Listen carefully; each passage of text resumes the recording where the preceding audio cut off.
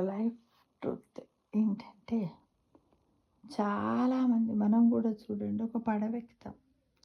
తీరం రాగానే అక్కడికి దిగి వెళ్ళిపోతాం.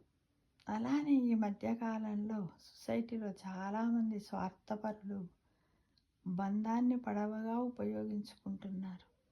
వాళ్ళు తీరం చేరగానే పడవకు నిప్పు పెట్టేస్తున్నారు. అంటే మర్చిపోతున్నారు వాళ్ళు ఏమైపోతే మనకెప్పుడో వాళ్ళు చేశారు. మరి వాళ్ళకి మనం సహాయం చేయాలి. వాళ్ళకు కృతజ్ఞతగా ఉండాలనేది మర్చిపోయి కృతజ్ఞులుగా మారి ద్రోహం కూడా చేయడానికి ముందుంటున్నారు మిత్రమా. ఇది 100% ట్రూ.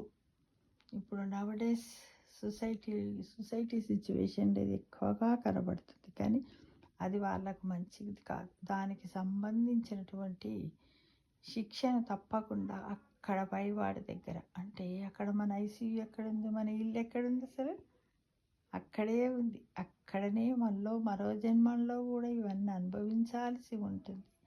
ఈ కర్మలకు ఫలితాలను మనము తప్పకుండా అనుభవించాల్సి ఉంటుంది. అకార్డింగ్ టు భగవద్గీత అని గ్రహించండి మిత్రమా.